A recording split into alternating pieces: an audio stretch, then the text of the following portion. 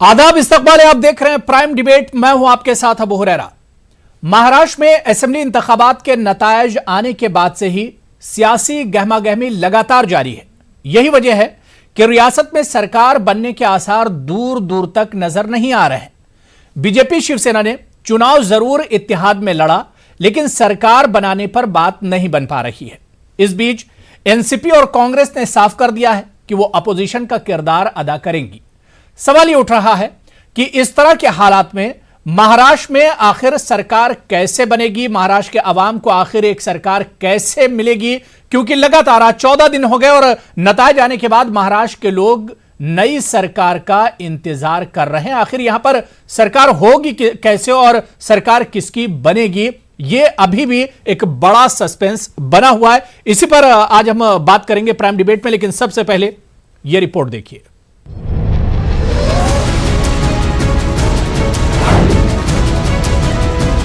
महाराष्ट्र में सरकार बनने की तस्वीर अभी भी साफ नहीं हो पाई है। इस बीच आज बीजेपी लीडरों ने गवर्नर भगत सिंह कोश्यारी से मुलाकात की। इस मुलाकात के बाद बीजेपी ने कहा कि महाराष्ट्र के लोगों ने बीजेपी शिवसेना इत्तेहाद को मैंडेट दिया है, हुकूमत बनाने में ताखीर हो रही है। इससे पहले मुंबई में शिवसेना के अराकीन असेंबली की मीटिंग भी हुई। सेना सरबराह उद्धव ठाकरे ने पार्टी के अराकीन के साथ मीटिंग के बाद दो टूक कह दिया कि जो कुछ बीजेपी के साथ पहले से तय हुआ था, इससे कम पर वो बिल्कुल भी नहीं मानने वाले। महाराष्ट्र में हुकूमत तश्कील को लेकर मरकजी वजीर नितिन गडकरी ने बड़ा बयान दिया है। उन्होंने कहा कि जल्द ही कोई फैसला होगा। बार बार ये गवर्नर साहब से भी कहा है जाकर, जो सबसे बड़ी पार्टी है, सिंगल लार्जेस्ट पार्टी, उनको मौका मिलना चाहिए। किसी के पास भी 145 का आंकड़ा है, ये उनकी जिम्मेदारी है, कर्तव्य है कि महाराष्ट्र को एक मजबूत सरकार, बहुमत वाली सरकार दे। अगर आज कोई जाकर ये दावा पेश करता है तो मैं उनका स्वागत करता हूँ। जिनके हाथ में सत्ता होती है, पावर होती है, एजेंसी होती है, पैसा होता है, वो ऐसी स्थिति का फायदा उठाने के लिए, चाहे महाराष्ट्र हो, चाहे कर्नाटक हो, चाहे झारखंड हो, चाहे हरियाणा हो, ये हमारी राजनीति का दुर्भाग्य है। आज भी डेमोक्रेसी का ये बातें चलती है, लेकिन मैंने पहले भी कहा, महाराष्ट्र में इस बार किसी भी पार्टी का, चाहे कांग्रेस हो, चाहे एनसीपी हो, शिवसेना की बात तो छोड़ दीजिए, कोई नहीं टूटेगा। सर, अगर आज बीजेपी दावा पेश करती है तो शिवसेना का अगला कदम क्या होगा? मेरा कदम कुछ नहीं है, हमारा कदम कुछ नहीं है। जिसके पास बहुमत है वो सरकार बनाएंगे। बहुमत दिखाना जरूरी है राज्यपाल को। अगर राज्यपाल के पास आप बहुमत नहीं दिखा सकते तो आपको फ्लोर ऑफ द हाउस पर बहुमत सिद्ध करने के लिए टेस्ट लेना पड़ेगा ना। बहुमत सिद्ध करने के लिए ये अग्नि परीक्षा है। तो हमारी शुभकामनाएं है कि आप ये अग्नि परीक्षा पार कर ले और महाराष्ट्र को स्थिर सरकार। मोहन भागवत जी का और संजय का इसके साथ कोई संबंध नहीं है, जोड़ना उचित भी नहीं है। जहां तक इसका निर्णय है भारतीय जनता पार्टी ने किया है और शिवसेना का सहयोग मिलेगा, उनसे बातचीत हो रही है और निश्चित रूप से मार्ग निकलेगा। एक तबका आपका नाम भी ले रहा है मुख्यमंत्री के तौर पे, एक तबका ऐसा भी है। मैं अब दिल्ली में हूं, मुझे महाराष्ट्र में आने का सवाल ही नहीं। शिवसेना अपनी मांग पर अड़ी हुई है कि महाराष्ट्र में वज़ीर आला शिवसेना से ही होगा। पार्टी के इस अंदाज से वाज़ेह हो रहा है कि अगर बीजेपी इन्हें 2.5 साल के लिए वज़ीर आला का ओहदा नहीं देती है तो फिर बीजेपी शिवसेना इत्तेहाद खत्म हो सकता है। बीजेपी की जानिब से अभी तक इस सिलसिले में कुछ भी वाज़ेह बयान नहीं आया है। वज़ीर आला देवेंद्र फडणवीस ने भी खामोशी इख्तियार कर रखी है और सिर्फ सरकर्दा लीडरों से मुलाकात कर रहे हैं। सवाल ये उठता है कि आखिर बीजेपी शिवसेना में झुकेगा कौन, या यूं कहें कि दोनों इत्तेहादियों में देर से ही सही लेकिन बात बन जाएगी। अब देखना यह दिलचस्प होगा कि महाराष्ट्र में ऊंट किस करवट बैठता है। Bureau report, news 18 Urdu. तो 24 अक्टूबर को नतीजे महाराष्ट्र में आए थे और आज 7 नवंबर है, मतलब 13 से 14 दिन गुजर गए और अभी तक सरकार महाराष्ट्र के अवाम को नहीं मिल पाई है। अवाम को इंतजार है कि आखिर सरकार बनेगी कैसे और जो सियासी गहमा गहमी चल रही है, ऐसे में बहुत बड़ा कंफ्यूजन है कि आखिर सरकार यहां पर बनेगी कैसे। शिवसेना और बीजेपी अगर दोनों मिल जाते हैं, दोनों जिस तरह से इत्तेहाद में चुनाव लड़े थे, अगर ये इनमें अगर बात बनती तो सरकार का रास्ता बिल्कुल क्लियर था, बिल्कुल साफ था। लेकिन क्योंकि इन दोनों में बात नहीं बन रही है, इस वजह से सरकार बनाना मुश्किल हो रहा है। दूसरी तरफ अगर हम एनसीपी और कांग्रेस इत्तेहाद की बात करें तो तकरीबन एनसीपी और कांग्रेस ने एक तरह से साफ कर दिया कि वो अपोजिशन में बैठेंगे, क्योंकि अवाम ने उन्हें वो अदद नहीं दिए हैं कि वो अवाम के लिए सरकार बनाए, इस वजह से वो अपोजिशन में बैठेंगे। ऐसे में न तो अब शिवसेना अपने दम पर सरकार बना सकती है और ना ही बीजेपी अपने दम पर सरकार बना सकती है। हालांकि दावे बहुत कुछ किए जा रहे हैं, लेकिन आखिर अब नतीजा क्या कुछ होगा, क्योंकि अब वो तारीख भी करीब आ रही है, डेडलाइन भी करीब आ रही है जब सरकार बननी ही बननी है, वरना कुछ बड़ा फैसला गवर्नर को लेना पड़ सकता है। इसी पर हम बात करेंगे जो मौजूदा सिचुएशन है महाराष्ट्र की। कुछ खास मेहमान मेरे साथ जुड़े हुए हैं, बहुत जल्दी अपने मेहमानों का आपसे तारुफ करा देता हूं। मेरे साथ सर्वकमल दत्ता जी पॉलिटिकल एनालिस्ट हैं, मेरे साथ इस डिबेट में जुड़े हुए हैं। डॉक्टर नदीम अहमद साहब भी मेरे साथ जुड़े हुए हैं, आप भी सियासी तज्ज़िया निगार हैं। इनके अलावा डॉक्टर AR अंजारिया जी तर्जुमान है, स्पोक्सपर्सन है वंचित बहुजन अघाड़ी के, मुंबई से मेरे साथ जुड़े हुए हैं। मोहम्मद लुकमान नदवी साहब तर्जुमान है, लीडर हैं मजलिस इत्तेहादुल मुस्लिमीन के, वो भी मेरे साथ इस डिबेट में जुड़े हुए हैं। कुछ देर में कांग्रेस और बीजेपी के लीडर भी हमारे साथ इस डिबेट का हिस्सा होंगे। अपने तमाम मेहमानों का बहुत इस्तकबाल और वेलकम। मैं सबसे पहले सर्वकमल दत्ता जी आपसे ही मैं शुरुआत करना चाहूंगा। सर्वकमल दत्ता जी, 14 दिन हो गए रिजल्ट आए हुए महाराष्ट्र में, लेकिन तस्वीर अभी तक अगर हम देखें तो एक तरह से क्लियर नहीं है तस्वीर, बल्कि यूं कहा जाए कि जो तस्वीर है वो एक तरह से जो पिक्चर वो बहुत मुश्किल बनती जा रही है। आए दिन जिस तरह की बयानबाजी शिवसेना और बीजेपी के दरमियान हो रही है, होने आखिर क्या कुछ जा रहा है महाराष्ट्र में?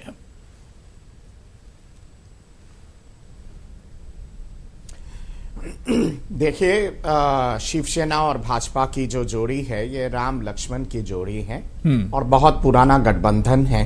तो सरकार तो बनेगी वहां पे गठबंधन की ही, और भाजपा लेड गठबंधन की ही सरकार बनेगी।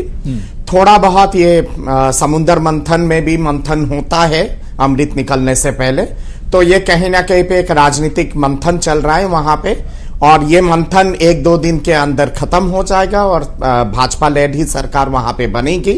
इसलिए थोड़ा सा सबको इंतजार करने की आवश्यकता है, और मैं समझता हूं कि महायुति की ही गठबंधन है, क्योंकि कहीं ना कहीं पे स्पष्ट निर्णय और वर्डिक्ट जो है वो महायुति के लिए ही है। अब 1-2 दिन के अंदर तय हो जाएगा कि आखिर फाइनली क्या होता है वहां पे। लेकिन मेरा मानना है इतना आसान तो नहीं लग रहा है जिस तरह से दोनों तरफ से बयानबाजी हो रही है। आज आप देख लीजिए कि बीजेपी के लीडरों ने गवर्नर से मुलाकात की, दूसरी तरफ शिवसेना के जो एमएलएज हैं उन्होंने उद्धव ठाकरे के साथ मुलाकात की और उनके साथ एक मीटिंग हुई। मतलब जो मौजूदा जो सिचुएशन है उससे नहीं लग रहा है कि इतना आसान है जितना आसान आप बता रहे हैं। राजनीति में तो कोई भी चीज आसान नहीं होता है, और राजनीति में कोई भी चीज सरल नहीं होता है। सरल अगर हो और आसान अगर हो तो फिर वो राजनीति होती नहीं है। तो कहीं ना कहीं पे सारी चीजें तो राजनीति में मंथन होता ही है, और मंथन के बाद जो मट्ठा निकलता है वो कहीं ना कहीं पे सही दिशा में और सफल मट्ठा होता है। हाँ, ये एक जरूर चीज है कि आपने शुरुआती कमेंट में आपके रिपोर्टर ने ये कहा था कि कांग्रेस और एनसीपी ने लगभग तय कर लिया है कि विपक्ष में बैठेंगे कांग्रेस और एनसीपी। एनसीपी का तो मैं कह सकता हूं कि शरद पवार जी का बयान आ चुका है कि मैंडेट एनसीपी कांग्रेस के लिए नहीं है और 100 का आंकड़ा भी पार नहीं कर पाए, तो इसलिए कहीं ना कहीं पे एक तरह से विपक्ष में बैठेंगे। हाँ, ये जरूर है कि कांग्रेस जिस तरह से गिद्ध और एक तरह से गिरगिट की राजनीति कर रही है, ये चीज कांग्रेस करना बंद कर दे। कल मेरा मानना है कि कल तक ही फिर सरकार बन जाएगी। कल तक जो कांग्रेस के लिए शिवसेना जो एक सांप्रदायिक दल था, एक कम्युनल पार्टी था और एक रिएक्शनरी पार्टी था, क्या वजह था कि कांग्रेस के प्रदेश अध्यक्ष के तरफ से और कांग्रेस के नेशनल लीडर के तरफ से यह बयान आया कि हम लोग शिवसेना को समर्थन देने के लिए तैयार हैं? मतलब कल तक जो शिवसेना अछूत था कांग्रेस के लिए, अचानक मतलब कि शिवसेना प्यारा सा दोस्त हो गया कांग्रेस के लिए। ये जो एक अपॉर्चुनिस्ट पॉलिटिक्स है ना, जिसको मैं गिद्धों की राजनीति कहता हूं और गिरगिट की राजनीति कहता हूं, ये सारी चीजें वहां विपक्ष के लोग करना बंद कर दें और स्थायी सरकार बनने के लिए जो एक प्रक्रिया है और गवर्नर साहब को जो एक रोल अदा करना है, वो रोल अदा करने के लिए दे, थोड़ा सा इंतजार करें। अगर वो स्थायी सरकार, डॉक्टर नदीम जी, डॉक्टर नदीम, क्या जिस तरह से मैंने सर्वकमल दत्ता जी से जो सवाल किया था, क्या इतना आसान लग रहा है जितनी आसानी से सर्वकमल दत्ता जी ने कहा कि यह जोड़ी तो राम और लक्ष्मण की जोड़ी है और आखिर में यही दोनों मिलकर महाराष्ट्र की सरकार बनाएंगे? लेकिन जो पेचीदगियां हैं, जिस तरह की बयानबाजी हो रही है, जितनी एक दूसरे में नाराजगी दिख रही है, 50-50 फॉर्मूले पर जिस तरह से सच और झूठ बोलने की जो बयानबाजी हो रही है, क्या आपको लग रहा है कि इतनी आसानी से दोनों मिल पाएंगे, सरकार बना पाएंगे महाराष्ट्र में दोनों मिलकर? देखिए, सरकार तो गठबंधन की ही बनेगी, लेकिन उस सरकार को कौन बनाएगा ये बात बिल्कुल अलग है और अभी तजब्जुब इस पर बना हुआ है। और जहां तक बात है राम लक्ष्मण की जोड़ी वाली, अगर राम लक्ष्मण की ये जोड़ी होती तो इस तरह की बातें ही नहीं आती। और ये बातें सिर्फ अभी नहीं आ रही हैं इलेक्शन जीतने के बाद या इलेक्शन मुकम्मल होने के बाद, उससे पहले भी आ रहे थे। पिछले साल हमने देखा था 2018 के अंदर अक्टूबर नवंबर के महीने में उद्धव ठाकरे जी वहाँ अयोध्या मार्च के लिए भी गए थे और वो राम मंदिर वाला जो पूरा मुद्दा है उसे भी कहीं ना कहीं हाईजैक करने की कोशिश कर रहे थे। तो यहाँ वर्चस्व की लड़ाई तो चल ही रही है, लेकिन ये बात अभी बिल्कुल तय है कि वहाँ पर गठबंधन की ही सरकार बननी है। तो उसके लिए जो जो पेचीदगियां हैं, जो जो सेटिंग होनी है, जो जो मामला तय होने हैं, उसी के लिए सब रस्साकशी चल रही है। और मुझे ऐसा लगता है कि कोई मीडिएटर नेगोशिएशन कराएगा और उसमें कुछ ना कुछ ऐसा तय हो जाएगा जो दोनों के लिए फायदेमंद और सूदमंद होगा, तो उस पर आम सहमति बन पाएगी। लेकिन मुझे ऐसा नहीं लग रहा है कि ये 2-4-6 दिन के अंदर हो जाएगा। अभी इस तरह के मामला थोड़े और आगे बढ़ेंगे और लोगों को अभी इंतजार करना पड़ेगा। यहां पर मैं ये कहना चाहूंगा कि ये जब कुछ भी ऐसा होता है तो उसमें अवाम अपने आप को बहुत ज्यादा ठगा सा महसूस करता है। बिल्कुल। अवाम का जो भी मैंडेट रहता है उसकी हमें जो है इज्जत की नज़र से हमें उसे देखना चाहिए और फौरन के फौरन अवाम को फ़ायदा पहुंचाने की हमें कोशिश करनी चाहिए। लेकिन यहाँ पर राजनीति का रुख और रवैया इस तरीके से बदल गया है कि हम लोग अपना फ़ायदा देखते हैं कि हमें ये चाहिए, हमें जब तक ये नहीं मिलेगा हम ऐसा नहीं होने देंगे या ऐसा नहीं करेंगे वगैरह वगैरह। तो यहाँ पर इस पहलू के ऊपर भी हमें गौर व फिक्र करने की ज़रूरत है और सोचने की ज़रूरत है। लेकिन ये तय है कि ये मसला कोई ना कोई नेगोशिएशन के जरिए ही निपटाएगा। जाहिर सी बात है कि अब जो आदत आए हैं और जो मैंडेट तमाम पार्टियों को मिला है, उसमें कोई दो बड़ी पार्टियां मिलकर ही एक तरह से तस्वीर साफ कर सकती हैं। ऐसे में जो मेन जो अलायंस पार्टियां, उनमें जब इतनी दूरियां हैं, तो ऐसे में तस्वीर अब कैसे साफ होती है देखना तो बहुत इंपॉर्टेंट होगा। मैं डॉक्टर AR अंजारिया जी आपके पास आना चाहूंगा। क्या वाकई में आपको लग रहा है कि अभी जो सियासत महाराष्ट्र में हो रही है उससे महाराष्ट्र के अवाम अपने आप को ठगा हुआ महसूस करेंगे? मौका परस्ती की सियासत इस वक्त हो रही है, सारी पार्टियां सिर्फ अपना अपना फायदा देख रही हैं। आप सही कह रहे हैं कि पूरे स्टेट में ये बात है कि लोग पिछले 14 दिनों से न्यूज़ चैनल पर ये देख रहे हैं कि मुख्यमंत्री हमारा बनेगा। शरद पवार साहब ये कह रहे हैं कि जनता ने हमें अपोजिशन में बैठने का कॉल दिया है। कांग्रेस भी उसी स्टैंड पर है और सेना और बीजेपी दोनों आपस में, ये राम लक्ष्मण हमारे भाई साहब कह रहे थे, ये राम और लक्ष्मण जो है वो सत्ता के लिए कि मैं मुख्यमंत्री बनूंगा जनता के सामने लड़ रहे हैं।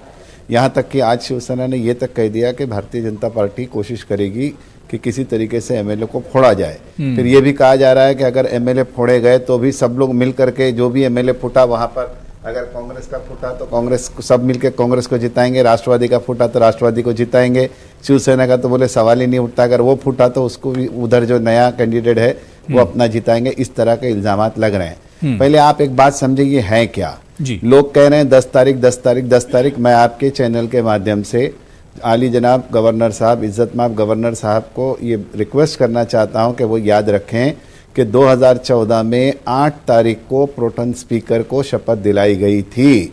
यानी कि अब से चंद घंटे बाद असेंबली में अगर हमने चंद घंटों में प्रोटेम स्पीकर अपॉइंट नहीं किया तो तो असेंबली कॉन्स्टिट्यूट कैसे होगी? आपको प्रोटेम स्पीकर बनाना पड़ेगा और इस असेंबली कॉन्स्टिट्यूट होगी तो फिर सरकार बनेगी ना। सरकार भले आज बने, कल बने, 8 दिन बाद बने, लेकिन पहले असेंबली तो आ जाए। जो लॉ का फ्रेम है, जो हमारा कॉन्स्टिट्यूशन है डॉक्टर बाबा साहब अम्बेडकर का दिया हुआ, वो इतना प्यारा है कि अभी हमें पहले चंद मेंबरों की शपथ करानी होगी कि वो असेंबली की कॉन्स्टिट्यूशन शुरू हो जाए। पिछली बार 8 तारीख को शपथ दिलाई गई थी प्रोटेम स्पीकर को और 10 तारीख को गवर्नमेंट फॉर्म में आई थी। तो सबसे पहला जो काम होना है वो ये होना है कि असेंबली को बचाया जाए, और अगर ऐसा नहीं होता है तो इसकी पूरी जिम्मेदारी जो है, जो सबसे बड़ा दल है उसके ऊपर जाती है कि भाई उनकी इस हाँ ना के फैसले की वजह से ये जो अवाम ने कॉल दिया है, मराठी में जिसे कहते हैं, अवाम ने अपना फैसला सुनाया है कि युति ये प्री पोल अलायंस है, ये इलेक्शन से पहले की युति है और लोगों ने इलेक्शन में अपने आप को बिल्कुल। लेकिन अंजारिया जी, ये तस्वीर महाराष्ट्र में पहली बार नहीं बनी। आपको याद होगा कि पिछले 5 या 10 साल पहले आप चले जाइए, जब एनसीपी और कांग्रेस के इत्तेहाद की सरकार बनी थी, उस वक्त भी महाराष्ट्र के लोगों को तकरीबन 16 दिन इंतजार करना पड़ा था। 16 दिनों के बाद महाराष्ट्र के लोगों को सरकार मिली थी। तो ये पहला मौका नहीं कि महाराष्ट्र के लोग इंतजार कर रहे हैं। असेंबली कॉन्स्टिट्यूट हो गई थी ना, असेंबली को शपथ दिलाकर प्रोटेम स्पीकर को असेंबली तो जिंदा रखनी है। आज रात को ये पुरानी असेंबली की मियाद खत्म हो रही है। रात को 12 बजे के बाद 8 तारीख लगती है, यानी 5 साल इस असेंबली को पूरे होते हैं। तो अगले 5 साल के लिए असेंबली किधर है आपके पास? बिल्कुल। मैं लुकमान नदवी साहब आपके पास आना चाहूंगा। लुकमान नदवी साहब, मतलब हालात, सियासी हालात इस तरह के अब महाराष्ट्र में बन गए, जिस तरह से अंजारिया जी कह रहे थे कि अब असेंबली को बचाना भी एक बड़ा चैलेंज हो गया है कि किसी तरह से सबसे पहले जो प्रोसेस है, जो हमारे आइन ने जो प्रोसेस दिया है सरकार बनाने का, उसमें अब शुरुआत होनी चाहिए, वरना बहुत नुकसान हो जाएगा और अवाम कहीं ना कहीं अपने आप को ठगा हुआ महसूस करेंगे महाराष्ट्र के। जी बिल्कुल दुरुस्त बात है। अंजारिया साहब ने टेक्निकल बात कही है और बहुत सही बात कही है, और मैं इनका पूरा सपोर्ट करता हूं इस मामले में। देखिए, बड़ा मसला है। बड़ा मसला ये है कि शिवसेना और भारतीय जनता पार्टी दोनों 50-50 की बात कर रही हैं। 50-50 की जो कंपनी थी, जो बिस्किट कंपनी थी, वो तो बंद हो रही है, लेकिन ये लेकर नई चीज़ आ गए हैं। मसला इनका ये हो गया है कि ये दोनों ही पार्टियां हिंदुत्व के मुद्दे पर काम कर रही हैं। अगर ये वाकई हिंदुत्व के मुद्दे पर काम कर रही हैं तो इनको सरकार बनानी चाहिए। इसका मतलब ये होता है कि आप आवाम को सिर्फ बेवकूफ़ बनाते हैं हिंदुत्व के मुद्दे पर, राम मंदिर के नाम पर, इसके नाम पर, उसके नाम पर, सिर्फ आवाम को बेवकूफ़ बनाकर वोट लेते हैं आप। जब आपको आवाम मैंडेट दे रही है, आपको प्री पोल आपका अलायंस था, आप प्री पोल अलायंस को कम से कम बाकी रखिए। अगर कोई ऐसी बात है तो उसको दोनों बैठकर उसको मसले को हल कीजिए। ये मसले को हल नहीं करना चाह रहे हैं। भारतीय जनता पार्टी दादागिरी करना चाहती है, और शिवसेना जहां तक है, शिवसेना का ताल्लुक है, ये अपने हाथ में कटोरा लिए घूम रहे हैं। अब तक घूमते रहे, आज भी घूम रहे हैं। अरे शिवसेना को चाहिए कि मर्द बने, सरकार बनाने के लिए मर्द बन के खम ठोक कर कहें कि हमारा सीएम बनेगा तो हम तुम्हारा सपोर्ट करेंगे। आगे आए, देखते क्या करें। भारतीय जनता पार्टी तो कर रही है, घुटने टेकने मजबूर होगी। शिवसेना तो लुकमान साहब वही काम कर रही है। शिवसेना ने तो बिल्कुल कह दिया कि अगर सीएम बनेगा तो शिवसेना का बनेगा, और 50-50 के फॉर्मूले से नीचे बात नहीं बनने वाली है। शिवसेना तो पहले दिन से कह रही है। जिस दिन नतीजे आना शुरू हुए थे, रिजल्ट आ रहे थे 24 तारीख को, उसी दिन सबसे पहला जो बयान था उद्धव ठाकरे का, संजय राउत का, यही बयान था। लेकिन संजय रावत साहब ने दरमियान में एक बयान और भी दिया था कि हमारा स्टेट, हमारा मुल्क सर्वोपरि है, हम उसकी तरफ भी देखेंगे। मैं सिर्फ इतना कहना चाहता हूं, अगर ये वाकई सरकार फॉर्म करना चाहते हैं, अगर ये वाकई ये चाहते हैं आवाम की फलाह बहबूद हो, अगर ये आवाम के पैसे को बचाना चाहते हैं, आवाम को और स्टेट को खसारे से बचाना चाहते हैं, तो ये चूहे बिल्ली के खेल खत्म करें। शिवसेना एक चूहे बिल्ली का खेल भी करती है। यहां पर वो अड़ी हुई है कि हमारा 50-50 का फार्मूला मंजूर किया जाए, हमारा सीएम बना जाए। अगर भाई आपका सीएम नहीं बना रहे हैं, आपकी बात नहीं मान रहे हैं, आप बीजेपी के खिलाफ खड़े हो गए हैं, तो आप केंद्र में क्या कर रहे हैं उनके साथ? आप केंद्र भी छोड़ दीजिए। बिल्कुल, आप एक तरफ उनके साथ लगे हुए हैं, दूसरी तरफ आप एकदम स्टैंड लिए हुए कि नहीं हमारा यही होगा। अरे भाई, आवाम को धोखा देना कम से कम बंद करो, और आप अपना एक सरकार फॉर्म कीजिए ताकि आवाम के जो काम है उनको किए जाए। और सबसे पहला तो काम यह है कि आज के दिन कम से कम कोशिश ये की जाए कि जो सरकार, जो असेंबली बचानी, असेंबली को बचाया जाए, स्पीकर को शपथ दिलाई जाए ताकि असेंबली बच सके। असेंबली नहीं बचेगी तो आगे हम क्या करेंगे? बिल्कुल जाहिर सी बात है कि एक प्रोसेस तो शुरू होना चाहिए। मेरे साथ इस वक्त बीजेपी लीडर शिवम त्यागी जी भी जुड़ चुके हैं। शिवम त्यागी, आपका भी बहुत इस्तकबाल है न्यूज 18 उर्दू में। शिवम त्यागी, अभी भी महाराष्ट्र के लोगों को इंतजार करना पड़ रहा है। 14 दिन तकरीबन हो गया, 14वां दिन आज है और अभी भी सरकार बनती नजर नहीं आ रही महाराष्ट्र में। हालांकि दावे बहुत किए जा रहे हैं बीजेपी और शिवसेना की तरफ से, लेकिन कोई तस्वीर बनती नजर नहीं आ रही। शिवम, देखिए, मुझे लगता है अबू कि तस्वीर तो जरूर बन रही होगी, बिल्कुल जाहिर। ये एक अलग बात है कि हाँ, अभी न्यूज चैनल्स पर या फिर ये कहिए कि मीडिया जगत में या फिर ये कहिए कि पब्लिक डोमेन में अभी तक ये खबर जरूर नहीं आई है, लेकिन बावजूद उसके बातचीत जरूर कहीं ना कहीं चल रही है और चीजें जल्दी ही रिजॉल्व होंगी। और आप देखेंगे कि देवेंद्र फडणवीस जी जल्दी ही मुख्यमंत्री की शपथ लेते हुए आपको नजर आएंगे। रही बात आगे फ्लोर टेस्ट की, तो वो सारी चीजें भी और वो नंबर्स भी आपके सामने बिल्कुल जल्दी ही आएंगे। नहीं, लेकिन शिवम, ये दावा तो शिवसेना कर रही है। शिवसेना कह रही कि अगर सीएम बनेगा तो शिवसेना से बनेगा। और संजय राउत बार बार जब पीसी करते हैं तो कहते हैं कि उनके पास पूरे डिजिट हैं, सरकार बनाने के लिए वो तैयार हैं। लेकिन शिवम, यहां पर शिवसेना ने और संजय राउत ने यह भी साफ कर दिया कि क्योंकि महाराष्ट्र में सबसे ज्यादा जो डिजिट है या सबसे बड़ी जो पार्टी है वो बीजेपी है, इस वजह से बीजेपी की जिम्मेदारी बनती है कि वो पहले सरकार बनाने का दावा ठोके, वो दावा करे सरकार बनाने का, पहल करे कम से कम बीजेपी। जी जी, बिल्कुल बिल्कुल अबू, आप अगले 24 घंटे में देखेंगे कि भारतीय जनता पार्टी जो है दावा भी करेगी और आगे सरकार भी बनाएगी। और संजय राउत जी ने यह बात बिल्कुल सही कही कि सबसे बड़ी पार्टी होने के नाते पहला न्योता हमारे ऊपर ही है और हम ही इस पर दावा करेंगे। मुझे लगता है जहां तक उनकी बात 50-50 के फॉर्मूले की है, जो सारी चीजें हैं उनको बात कर निपटाया जाएगा और जल्दी आप देखेंगे महाराष्ट्र को उनकी एक नई सरकार मिलने वाली है। और उनके जो पुराने मुख्यमंत्री हैं जिनको वो बेहद पसंद करती है जनता और प्यार करती है, आप देखेंगे फिर से वही चीफ मिनिस्टर जो है महाराष्ट्र के होंगे। सर्वकमल दत्ता जी, देखिए, जो बात आप कह रहे थे वही बात तकरीबन यहां पर शिवम त्यागी भी कह रहे हैं कि सरकार इन्हीं दोनों की बनेगी। बल्कि शिवम ने तो यहां तक कहा कि देवेंद्र फडणवीस जी ही दोबारा से सीएम बनके महाराष्ट्र से आएंगे। लेकिन मैं ये नहीं समझ पा रहा हूं सर्वकमल दत्ता जी, क्योंकि जाहिर सी बात है मेरे मुकाबले में आपको बहुत तजुर्बा पॉलिटिक्स का है, आपने बहुत दुनिया देखी है। ऐसे में क्या इतनी कड़वाहट आने के बाद भी सरकार महाराष्ट्र में दोनों मिलकर बनाएंगे, दोनों करीब आएंगे?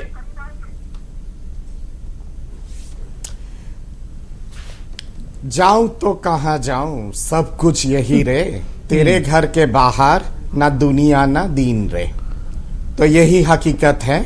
हिंदुत्व पार्टी वाली सरकारी बनेगी देवेंद्र फडणवीस जी के नेतृत्व में, इस पे कोई दोहराई नहीं है। नवंबर का महीना बहुत मधुर रहेगा राम मंदिर के लिए भी, और नवंबर का महीना बहुत मधुर रहेगा महाराष्ट्र में एक राष्ट्रवादी सरकार के लिए भी। जहां बात आती है शपथ ग्रहण की, बिल्कुल संवैधानिक प्रक्रिया है। और जैसे किसी भाई ने कहा है कि 8 तारीख को मौजूदा जो असेंबली है उसका अंतिम दिन है, तो शपथ ग्रहण भी होगा। राज्यपाल महोदय सब सारे जितने सारे विजयित एमएलए हैं सबको बुला के शपथ ग्रहण भी कराएंगे और नया असेंबली का कॉन्स्टिट्यूशन भी हो जाएगा और नया असेंबली स्थापित भी हो जाएगा। प्रक्रिया संविधान के हिसाब से यह भी है कि या तो प्री पोल अलायंस को न्योता दिया जाए सरकार बनाने के लिए, या तो फिर सिंगल लार्जेस्ट पार्टी जो होता है उसको सरकार बनाने के लिए पहल करने के लिए न्योता दिया जाए। प्री पोल अलायंस के हिसाब से भी महायुति जो है उसको स्पष्ट बहुमत मिला हुआ है, और as a single largest party के हिसाब से भाजपा सिंगल लार्जेस्ट पार्टी के हिसाब से उभर के आई है। तो राज्यपाल महोदय अपने संवैधानिक जिम्मेदारी को ध्यान में रखते हुए भाजपा को ही न्योता देंगे सरकार बनाने के लिए, और जो सरकार बनेगी वो भाजपा लेड सरकार ही बनेगी, बीजेपी लेड सरकार ही बनेगी। बाहर पे जितने सारे गिरगिट और गिद्ध जितने सारे बैठे हुए हैं जो इतने उतावले हो रहे महाराष्ट्र का खजाना को लूटने के लिए, इनके हाथ पे कुछ नहीं आएगा, ये कटोरा लेके ही घूमेंगे। डॉक्टर नदीम, अब मुझे समझ में नहीं आ रहा है कि ठीक है, जिस तरह से सर्वकमल दत्ता जी ने कहा या शिवम त्यागी ने कहा कि सरकार बीजेपी बना रही है, लेकिन 14 दिन गुजर गए, आखिर बीजेपी ने यह पहल क्यों नहीं की? क्या वाकई में बीजेपी इतनी कॉन्फिडेंट नहीं है कि वो अगर अपने दम पर, जाहिर सी बात है कि गवर्नर को अब जो सबसे बड़ी पार्टी है यानी बीजेपी को दावत देनी होगी, अब बीजेपी अगर जाएगी, लेकिन ये पहल पहले भी बीजेपी कर सकती है। अगर वाकई में वो मजबूत है अंदर से तो पहल कर सकती थी वो। क्या आपको लग रहा है? देखिए, ये तो जग जाहिर है कि उसके पास वो नंबर नहीं है जो नंबर चाहिए, मैजिक नंबर चाहिए, और मैजिक नंबर इन दोनों के पास ही है।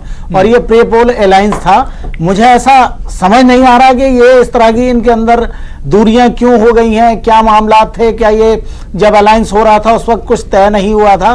और मैं पिछले 1-1.5-2 साल से देख रहा हूं कि शिवसेना का रवैया जो है वो लगातार बदल जाता है, और वो अपने आप को ज्यादा डोमिनेंट दिखाते हैं हर मामले में, चाहे वो हिंदुत्व का मसला हो, चाहे वो गवर्नमेंट को फॉर्म करने का मसला हो, या अपनी बातों को मनवाने का मामला हो।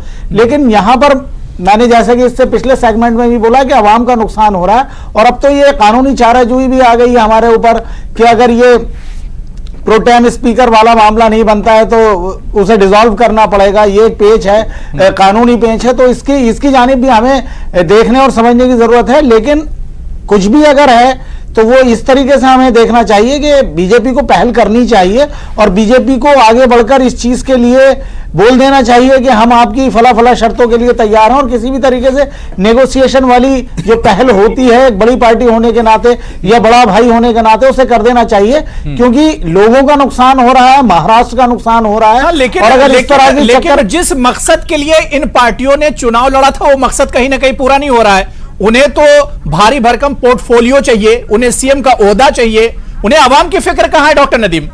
अगर आवाम की फिक्र तो सरकार बहुत नहीं, बहुत ज्यादा प्रोफेशनलिज्म आ गया है पॉलिटिक्स के अंदर भी। अभी हमारे सामने कर्नाटक की मिसाल है, दूसरी जगहों के मामलात हैं कि किस किस तरीके से विधायकों की जो है बार बार डिमांड्स बढ़ती है, उन्हें क्या चाहिए क्या नहीं चाहिए। और यहाँ तो पॉलिटिक्स के अंदर अब मैं ऐसा देख रहा हूँ कि सबकी अपनी टपली है और अपना राग है, उन्हें जो कुछ चाहिए वो चाहिए, और अगर नहीं चाहिए तो फिर इसी तरह की चीजें और हरकतें हमारे सामने बार बार नजर आती हैं। हमें सिर्फ स्टेट बदलता है लेकिन कहानी बिल्कुल वही होती है हर जगह की कि हमें ये चाहिए, हमें ये मिलना चाहिए, हमें ये दीजिए, और यही सब कुछ हो भी रहा है। तो ये मैं ऐसा समझता हूं कि आने वाले दिनों में लोकतंत्र के लिए ये एक अच्छी पहल या खुशैन कदम तो कम से कम नहीं हो सकता है, क्योंकि जनता बहुत एतमाद के बाद आपको वोट देती है, अपना मैंडेट देती है, और फिर उसका मजाक उड़ता है और खिलवाड़। जाहिर सी बात है कि लगातार अगर सियासत में इस तरह की तस्वीरें बनती रही तो आवाम कहीं ना कहीं अपने आप को ठगा हुआ महसूस करती है, और आवाम फिर इसके बारे में वो भी कुछ सोचने पर मजबूर होगी। इस बीच मेरे साथ अखलाक अहमद साहब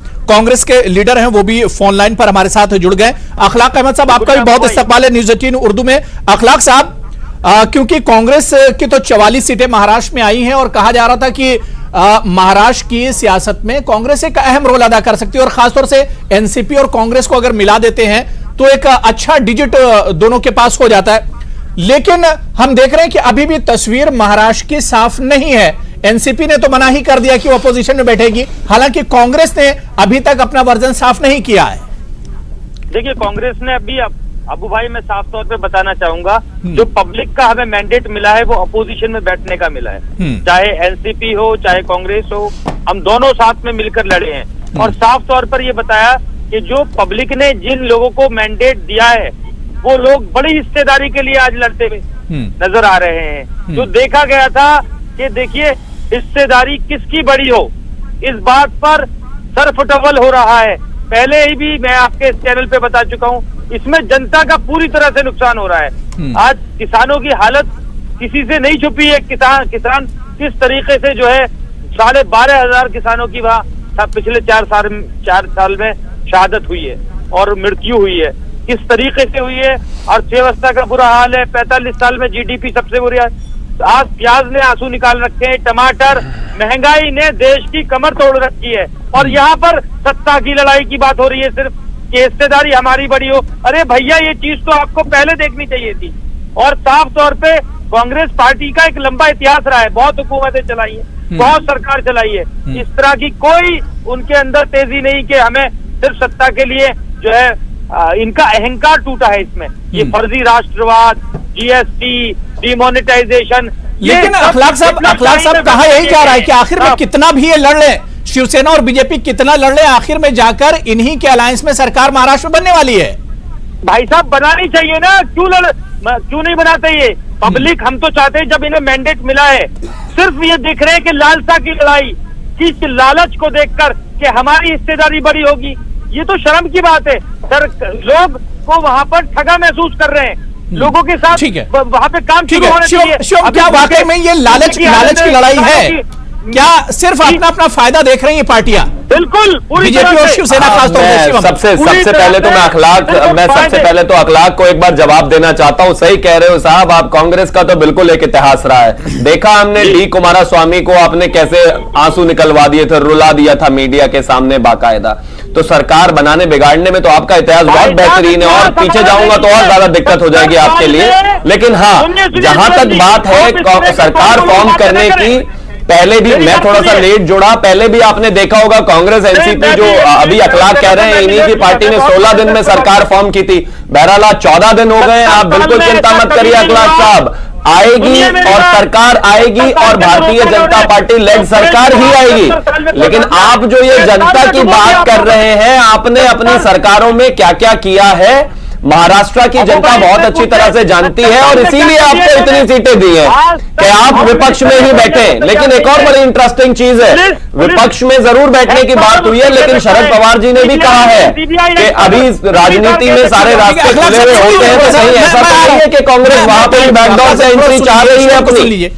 जी मैं फिर मैं जवाब देता हूँ। जी। दरअसल इनके मुद्दों से भागने की बजाय घर वापसी, 370, जीएसटी, नोटबंदी, तमाम देश में हालत खराब है। अखलाक, आप ये सारी चीजें लेकर चुनाव में गए थे, आपको सीटें कितनी मिली? आपको सीटें कितनी मिली ये तो बताइए जरा। नहीं, पब्लिक ने किसको दिखाया है, ये तो मैंडेट बता रहा है सामने।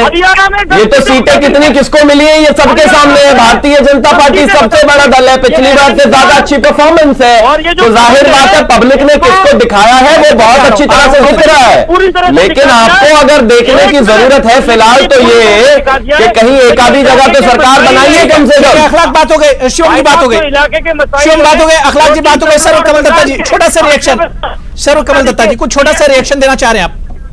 मुझे फिर उसके बाद ब्रेक पर भी जाना है। देखिए, मैं अखलाक साहब का मैं बातें सुन रहा था। जी। कांग्रेस के साथ तो 40 और 45 का मधुर आंकड़ा हमेशा जोड़ा हुआ रहता है, चाहे वो नेशनल इलेक्शन पे हो, चाहे वो प्रदेश के इलेक्शन पे हो।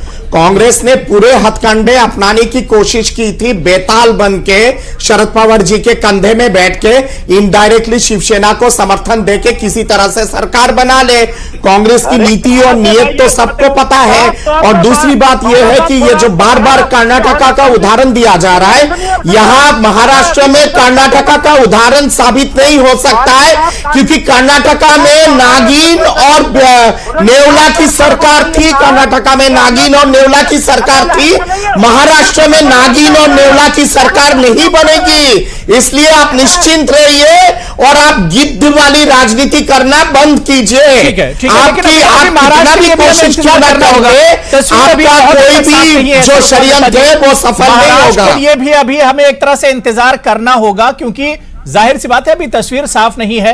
हो सकता है कि शिवसेना और बीजेपी ही मिलकर ये सरकार बनाए, लेकिन फिर भी अभी सस्पेंस तो कहीं ना कहीं एक तरह से बरकरार है। छोटा सा ब्रेक मुझे लेना है, कमर्शियल ब्रेक पर जाना है, लेकिन ब्रेक से लौटकर आएंगे तो इसी इश्यू पर बात करेंगे कि आखिर महाराष्ट्र में सरकार बनेगी कैसे, अगर शिवसेना और बीजेपी ही बनाती है सरकार। लेकिन यह सरकार कैसे सेटअप होगी, कैसे बनेगी, इस पर भी हम चर्चा करेंगे। छोटे से ब्रेक के बाद हाजिर हो रहे हैं।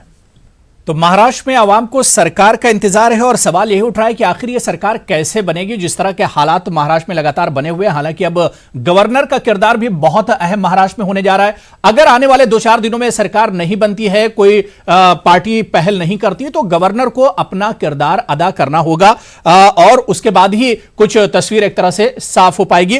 कुछ खास मेहमान मेरे साथ जुड़े हुए महाराष्ट्र की सियासत पे ही लगातार हम बात कर रहे हैं। मैं लुकमान नदवी साहब आपके पास आना चाहूंगा। लुकमान नदवी साहब, शिवसेना और बीजेपी के बीच में जो खाई है, जो एक लड़ाई है, वो लगातार बढ़ती जा रही। आज संजय राउत जी ने प्रेस कॉन्फ्रेंस की और उन्होंने उसमें साफ साफ कहा कि अब खतरा बढ़ गया है, बीजेपी जो है वो हॉर्स ट्रेडिंग कर सकती है, उनके जो अरकान है उन्हें खरीदा जा सकता है। मेरा सवाल सिर्फ लुकमान साहब आपसे इतना है कि एमआईएम जैसी जो नई पार्टियां वहां की हैं या उभरती हुई जो पार्टियां हैं जिनके कम मेंबर्स हैं, उनके लिए क्या एक बड़ा चैलेंज इस तरह की सियासत में नहीं हो जाएगा?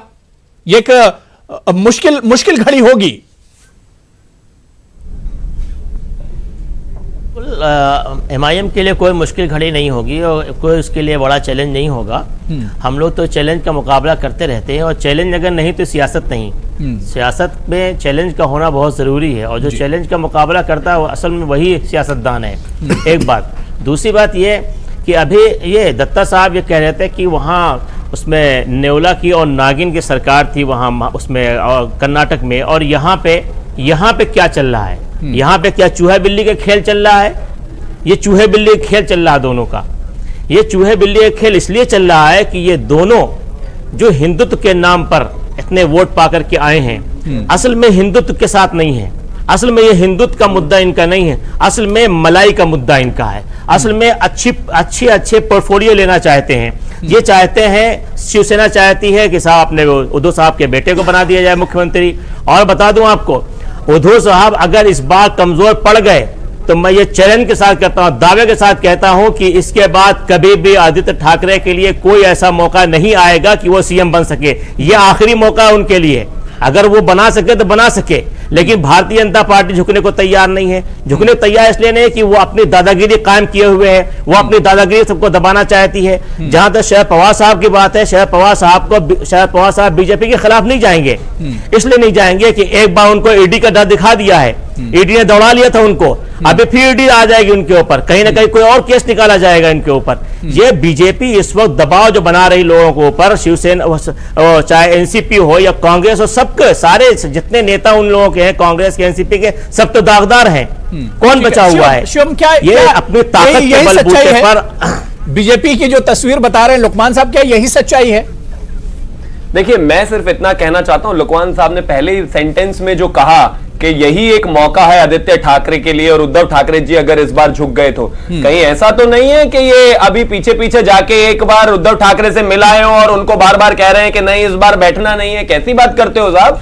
आदित्य ठाकरे अभी नए चेहरे हैं, यंग नेता हैं, उनको तजुर्बे की जरूरत है, उनको काम करने की जरूरत है, संगठन में आगे काम करेंगे, जाहिर बात है। आपको आने वाली सरकार में वो मुख्यमंत्री बनेंगे तो जाहिर है तजुर्बा सीखेंगे। आपको चाहिए, मतलब इकबाल मिर्ची के साथ कारोबार आप करो, आपको उनके प्रोजेक्ट में पैसा आप लगाओ, वहां पे काम आप करो, आतंकवादियों को गुलाम बना कर करो, और आप कहते हो ईडी को दौड़ा रहे हैं। अरे भाई, अगर आपको लगता है कि आपके खिलाफ जो ईडी आप जो है ईडी को दौड़ाओ, नहीं है, मुझे बाबा साहब ने शिवसेना गुलाम बना कर रख रहे हो, बनाया है वो क्या गुलाम बनाया, उनके गुलाम बनाया, ऐसा गुलाम बनाओ। ये सरकार ऐसा नहीं, कम से कम महाराष्ट्र के आवाम का सोचो, लगना जरूरी है।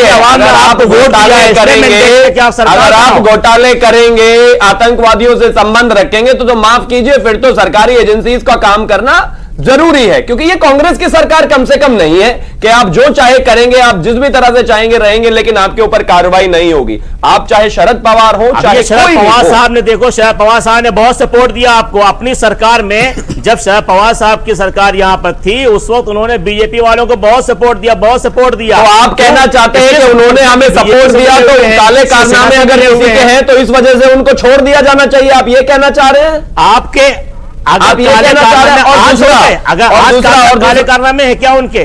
काले कारनामे मैं क्या कहता हूं, जो भी है, मैं क्या कहता हूं, वो मेरा काम नहीं है, वो मेरा काम नहीं है, कारनामे नहीं, वो मेरा काम नहीं है, वो एजेंसी का काम है, ईडी का काम है, ईडी का काम है, और बाकी एजेंसी का काम है। उन्होंने अगर कोई गलत काम किया है और ये शरद पवार जी के लिए नहीं है, वो हर किसी के लिए है, शिवम, वो हर किसी के लिए। ठीक है बात आप ये बता रहे हैं, आपको हम ये बता रहे हैं, आपको ये जितनी पार्टियां आप लोगों की हैं ये सारे काले कारनामे करती हैं, और इसी वजह है कि आप लोग सरकार नहीं फॉर्म कर रहे हैं।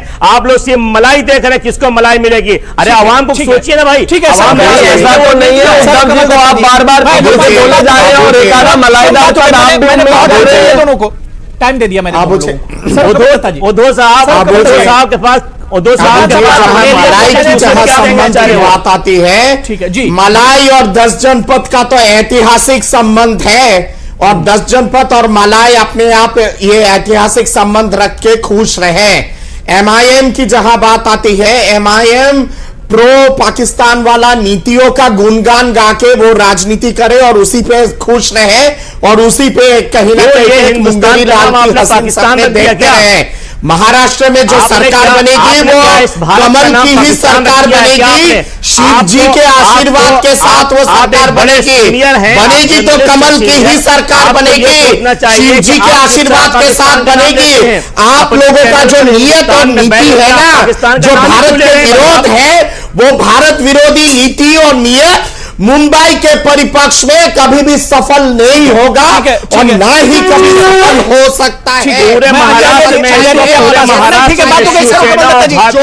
बात हो गई, सब नंगे हो चुके हैं, सब बेलिबास हो चुके हैं। जी आपके पास लोकमान साहब बात हो गई हिंदू के मुद्दे पर। ठीक है सर, कमल दत्ता जी, सर मैंने 30 सेकंड दिए थे, बात हो गई। मैं अंजारिया जी आपके पास आ रहा हूं। अंजारिया जी, क्या लग रहा है, जो सवाल मैंने लुकमान जी से कुछ देर पहले किया था, क्योंकि आपकी पार्टी भी है और उसके भी अरकान है कुछ, क्या लगता है कि इस तरह की सियासत में छोटी पार्टियों के लिए सबसे ज्यादा मुश्किल होती है और छोटी पार्टियों के लिए चैलेंज होता है, जिस तरह की सियासत और पॉलिटिक्स अभी महाराष्ट्र में हो रही है?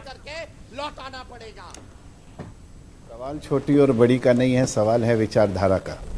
इलेक्शन लड़ते हैं, अलग अलग पार्टियां अपने अपने अलग अलग विचारधाराएं लेकर जाती हैं कि हमारे ये ख्यालात है, हमारे ये ख्यालात है और हमारी एक अपनी विचारधारा है। हमारा ये मानना है कि इस वक्त स्टेट जो है वो प्रेसिडेंट रूल की तरफ जा रहा है। जिस तरीके से आप कह रहे हैं कि भाई बीजेपी की सरकार बनेगी, बनाइए ना, किसने मना किया आपको?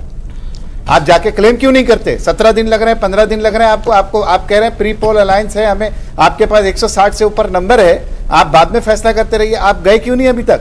और आप बात कर रहे हैं पाकिस्तान आपकी पेट में इतना मिर्ची क्यों लग रहा है? किसने अख्तियार दिया? चाहे वो 10 दिन हो, चाहे वो 15 दिन हो, आपको इतना मिर्ची क्यों लग रही है? आपको किसने आपके पक्ष में तो मैंडेट सही नहीं है, कांग्रेस के पक्ष में भी नहीं है मैंडेट। होते कौन है बोलने वाले के पाकिस्तान का मैंडेट है? हमसे ज्यादा पाकिस्तान का नाम आप लेते हो, हमसे ज्यादा पाकिस्तान का नाम आप लेते हो। आपकी सरकार थी, आप लोग गए थे आतंकवादी को छोड़ने के लिए कंधार, आपकी सरकार थी। बोल रहे हैं क्या? बोल गए क्या? आप गए थे आतंकवादी को छोड़ने के लिए? नहीं ठीक है, लेकिन डिबेट पर ही रहिए अंजारिया जी, सबको अंजारिया जी डिबेट पर रहिए।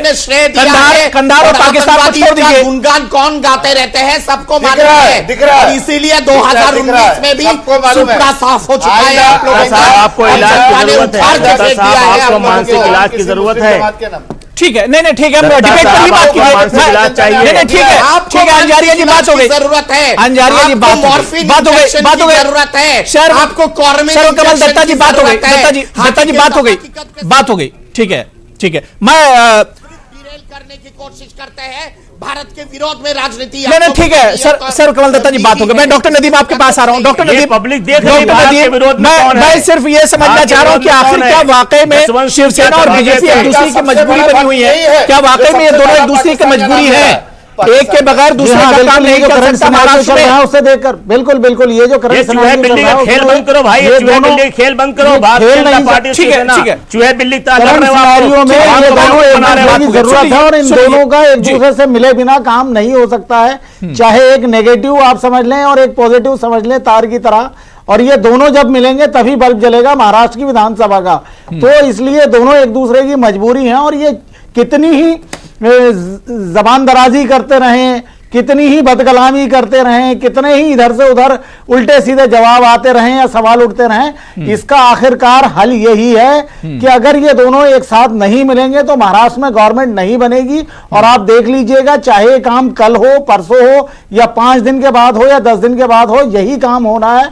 ये दोनों मिलेंगे, इनमें आपसी सहमति बनेगी कुछ ना कुछ बातों को लेकर, और महाराष्ट्र के अंदर तभी गवर्नमेंट फॉर्म होगी। और ये दोनों की दोनों पार्टियां ही नहीं चाहती हैं कि वहां पर प्रेसिडेंट या गवर्नर रूल लगे, क्योंकि इनकी मेहनत खराब हो जाएगी। और फिर आगे डॉक्टर नदीम, पिछले 2-3 दिनों में हमने देखा कि बीजेपी भी और शिवसेना भी दोनों नागपुर पहुंचे, संघ के दर पर पहुंचे हैं, ये लोग आरएसएस के दर पर पहुंचे। क्या वहां से कुछ फॉर्मूला निकलेगा, वहां से कुछ बात बनेगी? सर, मैंने इससे पिछले सेगमेंट में भी कहा था कि नेगोशिएशन कोई ना कोई बड़ा आदमी करवाएगा इसमें, तो वो नेगोशिएशन वाले सिलसिले की ये एक कड़ी है।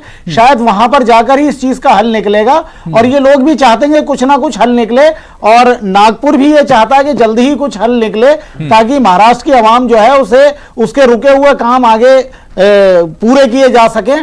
तो मैं ऐसा समझता हूं कि बहुत जल्द आपको ऐसा देखने को मिलेगा, और जरूर देखने को मिलेगा कि ये दोनों ही मिलकर आपस में गवर्नमेंट बनाएंगे। बिल्कुल। मैं शिवम आपके पास आना चाहूंगा। शिवम, लगातार शिवसेना जो है बीजेपी पर अटैक कर रही है और शिवसेना ने आज भी कहा, और खासतौर से उसका सुबह का जो सामना जो पेपर होता है उसका जो एडिटोरियल होता है, डेली कुछ ना कुछ वो सेंट्रल गवर्नमेंट पर और इसके अलावा बीजेपी पर निशाना साधती रही है। आज का जो सामना था उसमें साफ साफ बीजेपी पर निशाना साधते हुए कहा कि बीजेपी को किसानों की फिक्र नहीं, सिर्फ सत्ता की फिक्र सता रही है।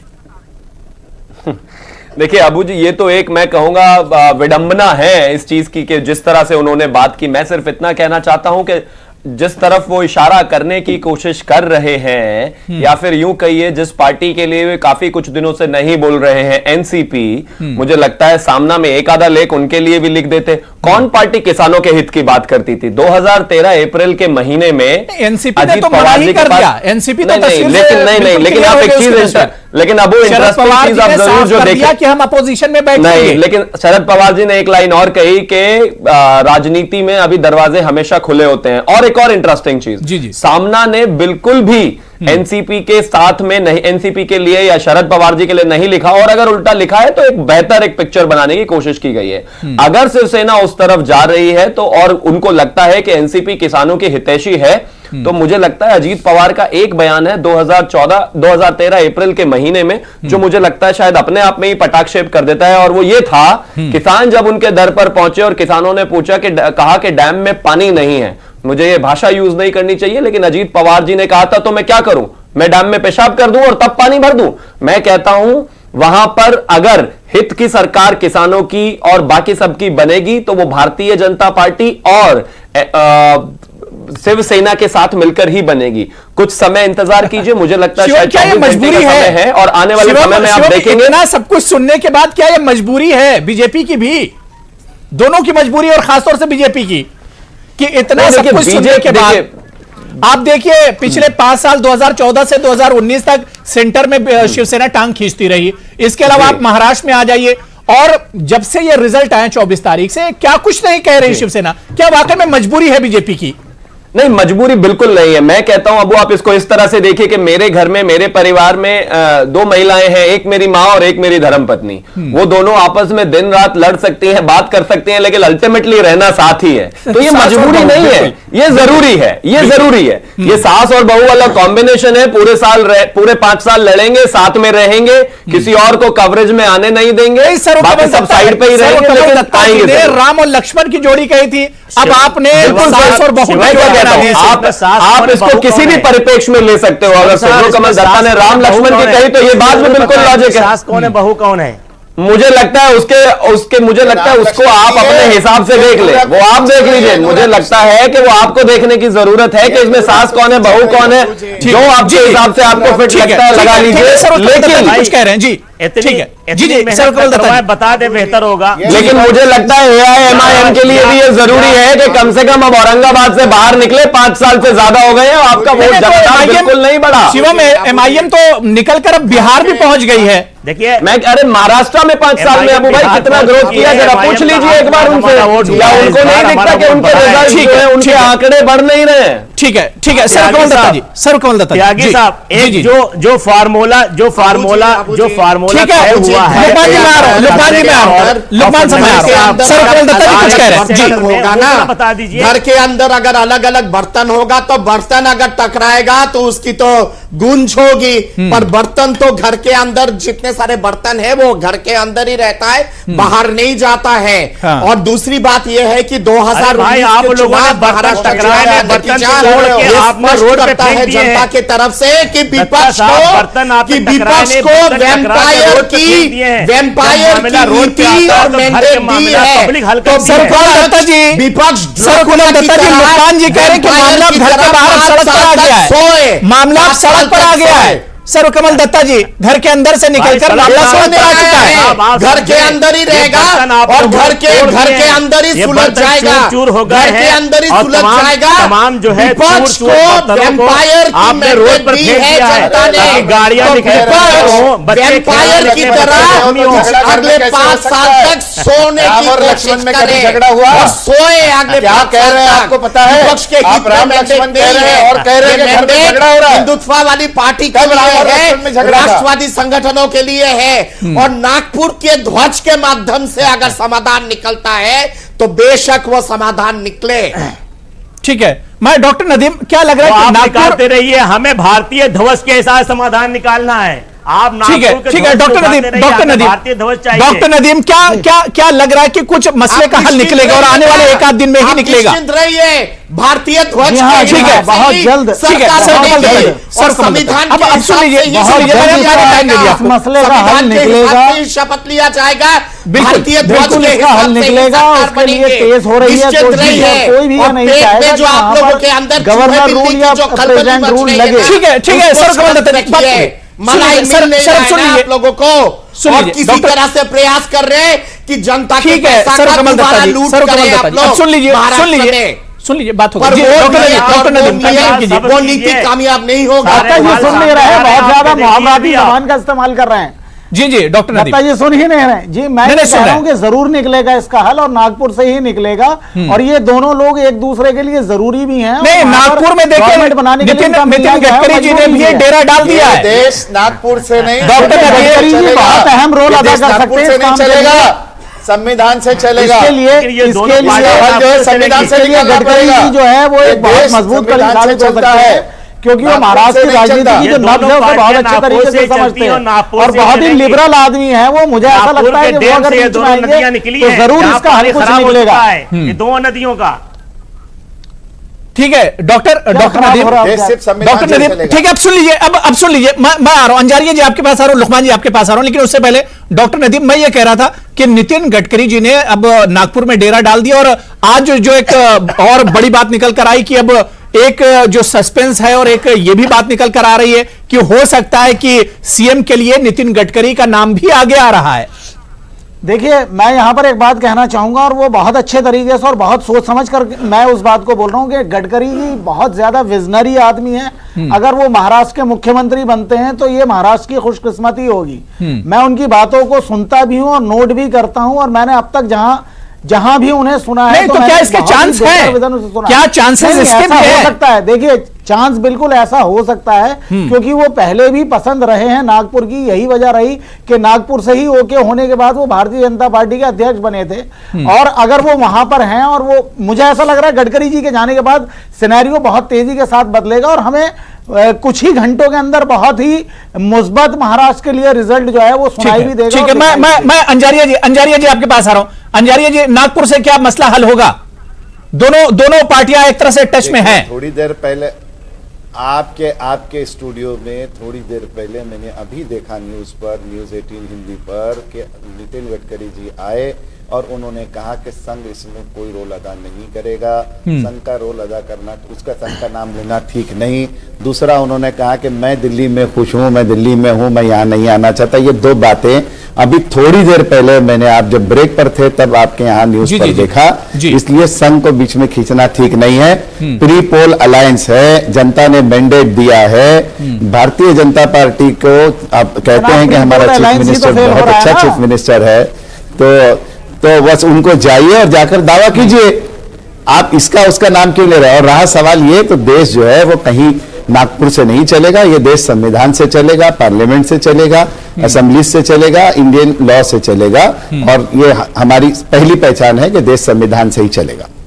मैं लुकमान साहब आपके पास आना चाहूंगा। लुकमान साहब, अब कहा यह भी जा रहा है कि अगर बाई चांस से मान लीजिए, क्योंकि अभी तक सर्वकमल दत्ता जी जो बात करें वो भी ठीक है, और जो बात यहां पर शिवम ने कही कि भाई सबसे बड़ी पार्टी बीजेपी और उसे गवर्नर एक तरह से कॉल करेंगे, लेकिन अगर बीजेपी आने के बाद एक तरह से अपने आप को प्रूव नहीं कर पाती और साबित नहीं कर पाती, उसके बाद तो जाहिर सी बात है फिर तस्वीर बहुत एक तरह से पेचीदा हो जाएगी महाराष्ट्र के लिए।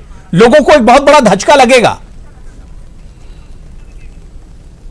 यकीनन धचका लगेगा।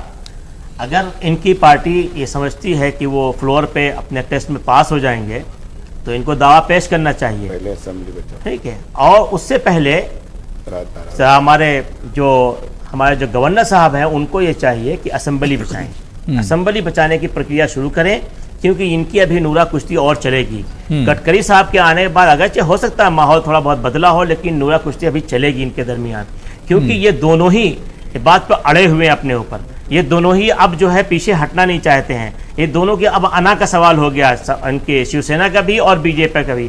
लेकिन इन दोनों की अना में अगर किसी का फना हो रहा है तो आवाम का फना हो रहा है, महाराष्ट्र स्टेट फना हो रही है। इसको बचाइए। ठीक है, गवर्नर साहब को चाहिए। शिवम, लड़ाई तो बीजेपी और शिवसेना की, लेकिन नुकसान कहीं ना कहीं आवाम को हो रहा है। मसला यह हल होना चाहिए, और अब क्योंकि बीजेपी सबसे बड़ी पार्टी है, अब उसकी एक जिम्मेदारी बनती है कि वो आगे बढ़े सरकार बनाने के लिए।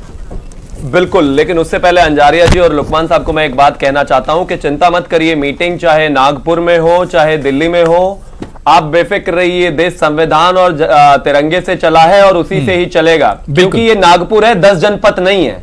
अगर 10 जनपद होता तो जरूर कोशिश होती देश में दंगों से लेके और तमाम इमरजेंसीज लगाने की, लेकिन नागपुर से आप इस तरह की बातें मत कीजिए। नागपुर इस चीज में सक्षम है और वो देश को हमेशा से सर्वोपरि मानता है। ये तो एक नागपुर हो, दोनों अब दूसरा जहां तक बात आवाम की है, Bharatiya Janata Party as a single largest party इस बात का सम्मान करती है, लोगों के मैंडेट को सहर्ष स्वीकार करती है। मैं बिल्कुल मानता हूं 14 दिन हो चुके हैं, लेकिन जैसा कि महाराष्ट्र में और देश की अन्य जगहों में भी ऐसा बहुत बार हुआ है। आप बिल्कुल बेफिक्र रहें, आप चिंता ना करें। जाहिर सी बात है कि महाराष्ट्र के लोगों को इंतजार है, मत कीजिए। और आपको ये देखना बहुत दिलचस्प होगा, बहुत अहम होगा कि क्या वाकई में आने वाले 1-2 दिनों में महाराष्ट्र का जो सस्पेंस है, क्या वाकई में ये तस्वीर एक तरह से साफ हो जाएगी। जो धुंध है महाराष्ट्र की सियासत में, क्या वाकई में ये साफ होने जा रहा है, ये देखना बहुत अहम होगा। बहुत बहुत शुक्रिया शिवम त्यागी मेरे साथ जुड़ने के लिए। लुकमान नदवी साहब आपका भी बहुत बहुत शुक्रिया। सर्वकमल दत्ता जी, डॉक्टर नदीम साहब, डॉक्टर AR अंजारिया साहब और इनके अलावा अखलाक अहमद साहब, सभी का बहुत बहुत शुक्रिया मेरे साथ प्राइम डिबेट में जुड़ने के लिए और अपना कीमती वक्त